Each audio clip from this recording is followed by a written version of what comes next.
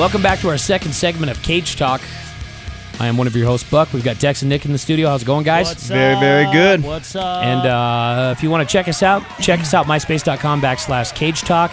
You can email us, cagetalk@gmail.com, or you can go to 1047edgeradio.com, click the Cage Talk link, and then download the shows, because the only way you're getting the show is if you podcast it. So right now what we're going to do is we're going to talk UFC 67, and we are going to talk to, I think, the man that everybody's most excited to see, Quinton Rampage Jackson. What's up? How y'all doing? Rampage, Yeah, what's how up, you doing, buddy? man? Thanks a lot for coming on the show. Yeah. Fine. Just send my check in the mail.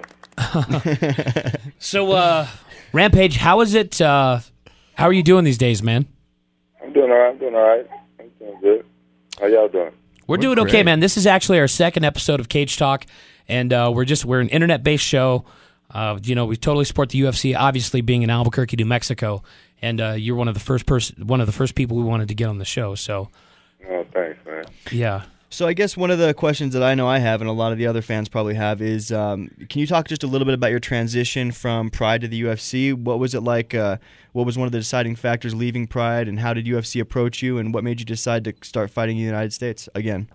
Actually, I left Pride a long time ago, and I fought in the WFA, and the WFA took a crap, and the UFC bought my contract. Easy as that. Oh, I remember the WFA, and I remember you being on that. I remember there's actually a kid from Albuquerque who was signed a contract there too, and I was asking him, when's this WFA thing going to work for you? When are you going to start fighting? He's like, they already went belly up. So, yeah, and I think, Nick, you actually know some people that were attached to the WFA. Yeah, they're working on the website and stuff. That's right, I remember that. So we're looking over your record right now, and you are one of, you've beaten some of the best people in mixed martial arts. I mean, straight up, you have one of the most impressive records. I mean, people like Murillo Bustamante, you beat Kevin Randleman, which is a big one, Igor Vovchanchyn. So are you thinking you're coming into the UFC confident, thinking you're going to be able to do well here? Are you looking to take the belt? What's your ultimate intention here in the UFC? I'm looking to be known as the best and the most exciting fighter of all time.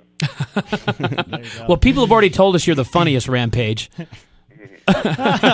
So, Nick asking you that question, obviously, you're the last man to beat Chuck Liddell. And at the last press conference after he fought Tito, Dana got up there and everybody asked, who's the number one contender? And Dana White said Rampage Jackson.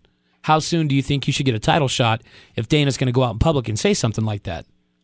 Well, as soon as Dana think I'm ready, it's all good. I just want the fans to get to know me, know who I am, before I just jump up and get a tough shot. Yeah. Yeah. Do you have anybody that you want to, besides besides Chuck, who do you want to fight? Because you've pretty much fought everybody. Who's like your ideal fight right now? Who said I even want to fight Chuck? I already beat him. Yeah, that's a good point. Very You know good what? last loss, that's right. That's a great point. Yeah. I want to fight people who beat me. Like, what do you want to fight Vanderlei again? There's been all this hubbub about him coming over to the UFC. He called Chuck out. Do you think he's going to make the transition? And if he does, are you going to push for that fight? Yeah, if he come over, I'm going to try to whoop his butt. I'll tell you, one of my biggest one of the fighters that I really, really like the best is Kazushi Sakuraba. As a matter of fact, I named my dog after him. But the highest anyway, honor a man can get.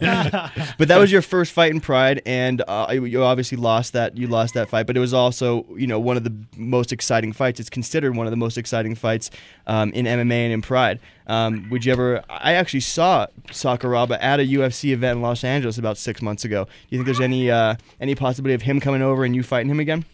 Hope I can fight him again too. It don't matter. I want everybody will beat me. Yeah. Gotcha. Yeah, it says in your bio, I don't know if this is true or not, because I'm not sure if I trust these bios, but it says in your spare time you like to play video games. Is that true? Or do you even have time for that? It's true. I haven't had time for it lately, but yeah, that's true. That's what I like to do. What do you like to play? What have you anything lately? I like to play fighting games and RPG games and race car games. I've been playing Need for Speed right now. I just like to suggest Rainbow Six Las Vegas. If you have an Xbox 360, that's the way to go. All right, I try. I rent it first before I buy it. That's what I'm doing now. Okay. Dex has a question for you, Rampage. You're listening to Cage Talk. We're talking with Rampage Jackson. It sounds like you got some kids in the background. How many kids do you have, Rampage? I have 4 kids. How many? 4. 4 kids, and they sound pretty young. Yeah, I'm over with my 2 oldest kids. Are just getting out of school right now, but I'm here with my 2 youngest kids right now. Yeah, I can totally relate to that. I got 3 of my own, and it always sounds like a party's going on at my house. You guys are about the same age too, man. Yeah, absolutely. God, man, we're 2 young kids, man, with a tribe of kids at home, and I feel your pain, my brother. So I can understand why you don't have time to play video games when you're at home. Yeah. You know what I'm saying? Yeah, and they want to play them with me, and like, oh, I'm kind of selfish with my video games. So Yeah. How do your kids feel, and how does your family feel about you fighting? They don't care.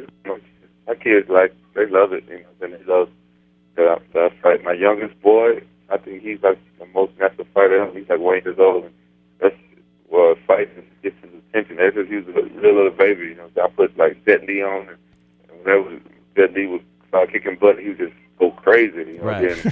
But the other parts of the movie come on, and he'd just be all over the place. And Jet Li fighting, he'd just go crazy, just be very excited. And he loves it. I took him to train with me for the first time the other day, and he just took to the bag just like a natural fighter, started punching and kicking, and he's just a natural. Right. Yeah. And how does your faith tie into your fighting? You said what? Your faith in God. What about it? How does it tie in with your fighting? Do you find it kind of hard sometimes kicking people's asses? Having a strong personal relationship with God? No, man. It's like being a Christian ain't nothing but a fight. Because I'm not perfect. You know what I'm saying? I got to fight every day. We all got the same